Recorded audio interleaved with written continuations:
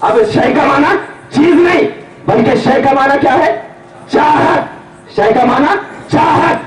اللہ نے چاہا. کس کو چاہا؟ چاہت کو. اب اس چاہت کو چاہنے کے ساتھ کیا کیا؟ اے چاہت ہو جا, اے چاہت ہو جا. تو اب وہ چاہت کیا ہو گئی؟ ہو گئی. تو اب میں بتاتا ہوں, اے اللہ جب تو نے کسی چاہت کو چاہا تو میرا تو خیال تھا کہ اس وقت کوئی دوسرا نہ تھا, صرف اللہ اور اس کی چاہت, صرف اللہ اور اس کی چاہت. میں پوچھتا ہوں اے اللہ تو نے اپنی چاہت کا کیوں ارادہ کیا؟ تو نے اپنی چاہت کا کیوں ارادہ کیا؟ تو اللہ کہے گا میں نے اپنی چاہت کا اس لیے ارادہ کیا کہ یہ چاہت اگر تو نہ ہوگی تو میری پہچان کون کرائے گا؟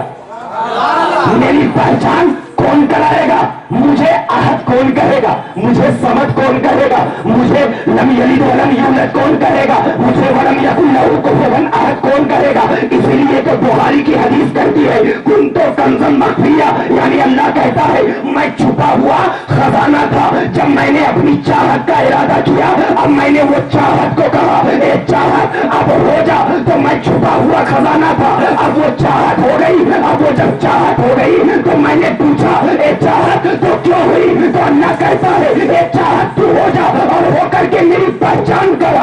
ارے تو میری پہچان کرائے گی, میں کائنات میں تیری پہچان کراؤں گا. تو مجھے عہد کر, میں تجھے بشیر کروں گا. تو مجھے سمجھ کر, میں تجھے محبوب خالق کروں گا. تو مجھے خالق کر, میں تجھے محبوب خالق کروں گا. تو مجھے اللہ کر, میں تجھے حبیب کروں گا. تو مجھے میرے ناموں سے پکار, میں تجھے تیرے ناموں سے پکاروں گا. اور اتنا عام کر دوں گا, اتنا عام کر دوں گا کہ جب دنیا تیری طرف دیکھے گی تو کہے گی بننے والے کا یہ عالم ہے تو بنانے والے کا عالم کیا ہوگا. اسی لیے اللہ نے اپنی چاہت کو پورا کر دیا. اے چاہت اب وقت آ گیا ہے کہ تو میری پہچان کرا دے, میں کائنات میں تیری پہچان کرا دوں گا.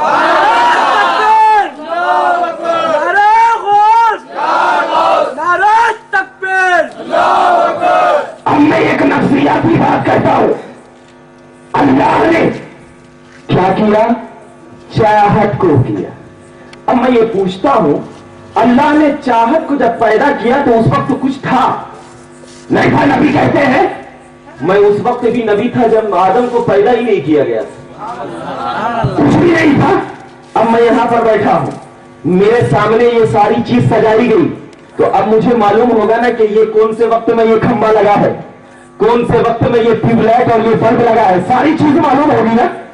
تو میں آپ کو عقیدہ دے رہا ہوں اللہ تبارک و تعالیٰ نے سب سے پہلے اپنی چاہت کو پیدا کیا اور وہ چاہت محمد ہے, وہ چاہت محمد ہے. اس کے بعد اللہ نے زمین بنایا, آسمان بنایا, ستارے بنائے, برگ و ثمر بنائے, تمام کائنات بنایا, جنت بنایا, دوزخ بنایا, تمام سورج و چاند بنایا. مطلب کس کے بعد بنایا؟ اپنی چاہت کو پیدا کرنے کے بعد. اس کا مطلب اللہ یہ بتانا چاہ رہا تھا کہ اے محمد عربی میں نے تیری کو اس لیے پہلے پیدا کیا کہ آخری زمانے میں کچھ لوگ ہوں گے جو تیرے علم پر روشنی کریں گے, تیرے علم کو برا بھلا کہیں گے, جو کہیں گے تو مالک و مختار نہیں ہے, جو کہیں گے تو غیرتا نہیں ہے. اس لیے میں تجھے پیدا کر کے جنت کو تیرے سامنے بنا رہا ہوں تاکہ تو جنت کا نظارہ کر لے, جہنم کو تیرے سامنے بنا رہا ہوں تاکہ تو جہنم کا نظارہ کر لے, چاند و سورج کو تیرے سامنے بنا رہا ہوں تاکہ چاند و سورج کا تو نظارہ کر لے, آسمان کو تیرے سامنے بنا رہا ہوں تاکہ آسمان کا تو نظارہ کر لے. تمام کائنات کو نبی کے سامنے پیدا فرما کر اللہ تبارک و تعالیٰ نے ہم سنیوں کو یہ عقیدہ دیا کہ سنیوں نبی کے علم پر کبھی تانو تشنی نہ کرنا. اگر تانو تشنی کرنے کا موقع ہے تو دیکھ لینا میں نے نبی کو پہلے پیدا کیا ہے. اب نبی جنت کو بھی جانتے ہیں, جہنم کو بھی جانتے ہیں. اسی لیے تو اللہ تبارک و تعالیٰ نے اپنے نبی کو پیدا کر کر اس بات کی تعلیم دے دیا کہ جب میرا حبیب ساری کائنات کو جانتا ہے اور وہ کائنات کو پروردگار عالم نے اپنے ہاتھ چاہت کے